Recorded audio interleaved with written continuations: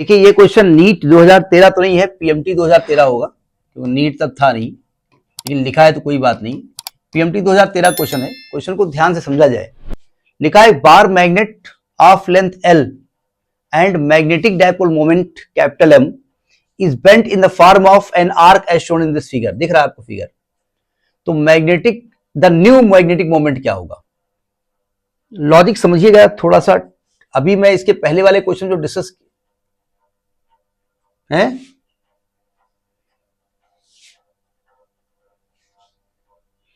NIA कहां से use हो पाएगा? एनआईए कहां पे यूज हो पाएगा?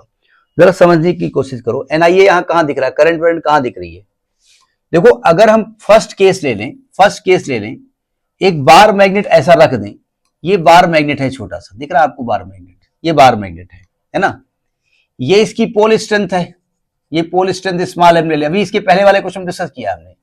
और अगर इसके बीच की दूरी एल ले लें, तो magnetic dipole moment capital M is equal to M into L होता है ना, इस केस में, पहले केस में, जो कि गिवन है कैपिटल एम, यही होगा ना?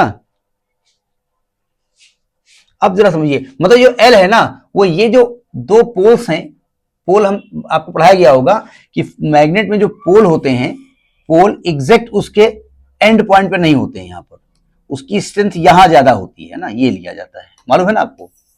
अब इन्होंने कहा कि हमने किया इसको बेंड कर दिया थोड़ा सा। अब जरा बेंड करके यहां पे ले आओ। अब बेंड किया तो इसी डायग्राम को ले आओ, ये याद रखिएगा। अब बेंड करके ये ले आए, दिख रहा है आपको? अब देखो, अगर ध्यान से देखो, ये पोल यहां पर है, ये पोल यहां पर है, इसकी लेंथ तो अभी भी एल है ना, लेंथ तो एल ही है भाई। इसकी ये आर्क लेंथ कितनी है? एल ही है ना, ये नहीं है। लेकिन ये बताओ, पोल के बीच की दूरी तो शॉर्टेस्ट होगी ना, ये वाली पोल की दूरी ये होगी ना, तो ये दूरी निकालनी पड़ेगी ना।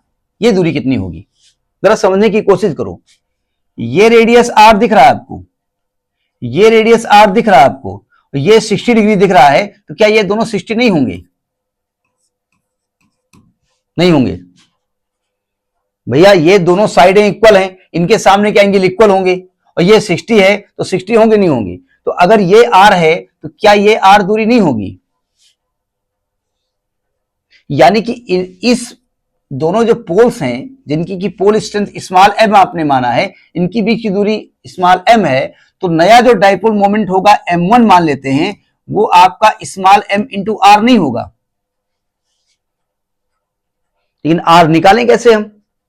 आर के बारे में जानकारी हमको नहीं है, हमारे ऑप्शन में दिया नहीं गया है। तो हमने पढ़ा है angle is equal to arc upon radius होता है ना। तो एंगल तो 60 डिग्री हो गया, जो कि रेडियन में लिया जाएगा, तो 60 बोले तो π/3 हो गया ना। अब सुनो ध्यान से, आर्क तो ये होगा ना आपका एल, क्यों? अब आप ये कह सकते हैं, भैया ये तो यहां से यहां तक है एल, तो यहीं से यहां तक एल लिया ही था, वहां पर भी, वहां भी यही आपने लिया था एल। तो आर्क हो गया एल अपॉन रेडियस हो गया स्मॉल आर, तो आर की वैल्यू आएगी 3l/π आएगी, क्यों? तो यानी यहां पर आपका स्मॉल एम इंटू 3l/π हो गई। अभी आप m इंटू एल को कैपिटल एम लिख रहे थे, m इंटू एल को, तो 3 कैपिटल m/π हो जाएगा। तो नया जो डाइपोल मोमेंट होगा वो 3m इंटू 3m/π आएगा। समझ में आई बात? नहीं आई? इसका जो ऑप्शन है वो ये वाला ऑप्शन है, ऑप्शन आ जाओ, ये 3m/π, ये अच्छा, ये इसके ऊपर आ गया है एक्चुअली में ये गड़बड़ है।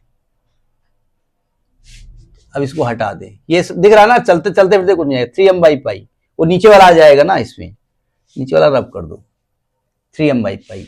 इसका बी पार्ट इज करेक्ट। समझ में आई बात? नहीं आई? तो ये नीट यानी पीएमटी 2013 का क्वेश्चन है, ठीक है, इसको करिएगा।